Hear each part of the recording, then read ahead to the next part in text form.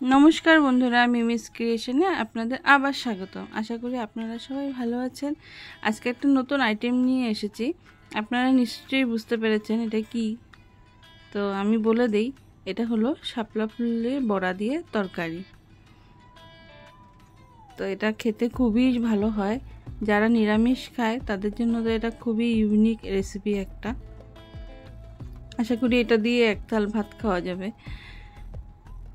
এখন তো বাজারে প্রচুর পরিমাণে শাপলা উঠে, প্রায় শেষের পথেই এখন। তো আমিও বাজারে গেছিলাম, গিয়ে দেখেছি শাপলাগুলো কিন্তু অত তাজা ছিল না, আমি তাই কিনে নিয়ে এসেছি। কিন্তু আমার এটা খেতে খুব ভালো লাগে, এই শাপলা ফুলের বড়ার তরকারি। শাপলা ফুলগুলো দেখুন, যেগুলো তাজা ফুল আছে, অল্প অল্প ভালো ফুল, এগুলোকে আমি বেছে নিব। বেছে এগুলোকে ভালো করে জল দিয়ে ধুয়ে নিব। ধুতে তো হবেই, পরিষ্কার জলে 2-3 বার ধুতে হবে।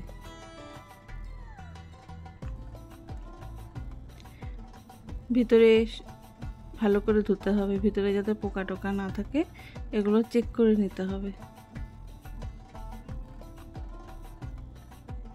আমিও 2-3 বার জল চেঞ্জ করে করে ধুয়ে নিয়েছি এটাকে। কি সুন্দর লাগে দেখতে। আমাদের এখানে এই সাদা শাপলাটাই বেশি উঠে, লাল শাপলাটা কিন্তু খুব কম পাওয়া যায়। আর শাপলা কিন্তু শরীরের জন্য সত্যিই খুব উপকারী। আর এই যে দেখুন, ফুলের যে সবুজ পাপড়িগুলো, এগুলোকে আমি ইউজ করব না, এগুলোকে আমি ফেলে দেব। আর ফুলের ভিতরে একটা এই ধরনের মোটা একটা বলের মতন একটা অংশ থাকে। ফুলটা যখন অল্প বুড়ো হয়ে যায় তখন এটা বড় হয়ে যায়। একটু কচি ফুল থাকলে পরে এটা ছোট থাকে, এটাকে সাবধানে ফেলতে হবে, কেটে ফেলে দিতে হবে। দেখতে হবে যাতে ফুলের পাপড়িগুলো চিড়ে না যায়, খুব সাবধানে। তো আমি যেভাবে কেটেছি ওভাবেই কাটবেন। তারপরে বেসনের গোলা করবেন। বেসন গুলে যে যেমন, এর মধ্যে একটু জিরে গুঁড়ো, একটু লবণ, হলুদ দিয়ে আমি ইসে করেছি, বেসনের গোলাটাকে বানিয়েছি। একটু ভারী ভারী করতে হবে, কারণ আমি তরকারি করব, সেজন্য বেসনের গোলাটাকে একটু ভারী ভারী করে করেছি। ফুলগুলোকে এভাবে বেসনে দিয়ে ভেজে নিব লাল লাল করে। দেখুন একটু মোটা মোটা হয়েছে কিন্তু বড়াগুলো। আর আপনারা যদি এমনি খেতে চান বা ডাল দিয়ে খেতে চান, তখন অল্প চালের গুঁড়ো মিশিয়ে নিলে অল্প মুচমুচে হবে। এইভাবে সবকটা বড়া আমি এক এক করে ভেজে নিব।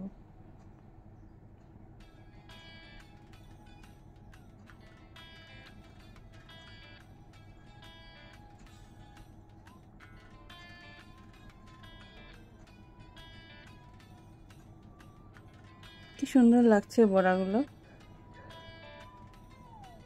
এখন কিছুটা আমি আলু কেটে নিব।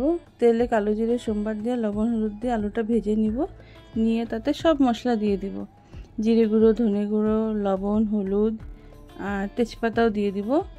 দিয়ে টমেটো দিয়ে ভালো করে মশলাটাকে কষিয়ে, তারপরে যখন তেল ছেড়ে যাবে তখন তাতে পরিমাণ মতো জল দিয়ে দিব। জল ফুটে উঠলে, ঝোলের জলটা ফুটে উঠলে তাতে গরম মশলা দিব। তারপরে ভালো করে ঝোলটা ফুটাবো, ফুটিয়ে তারপরে বড়াগুলো দিয়ে দিব। বড়াগুলো দিয়ে কিন্তু বেশি ফোটাতে হবে না, তাহলে কিন্তু সব ঘেটে গ হয়ে যাবে।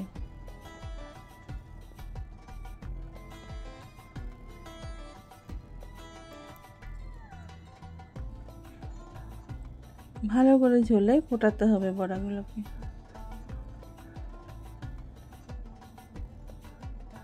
যখন হয়ে যাবে তখন ঘি অল্প দিয়ে গ্যাস অফ করে ঢেকে রাখলেই হলো কিছুক্ষণ।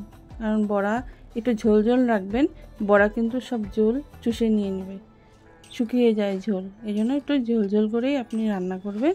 যখন পরিবেশন করবেন তখন নিয়ে নিলেই হলো। তো কেমন লাগলো আমার এই শাপলা ফুলের বড়ার তরকারি?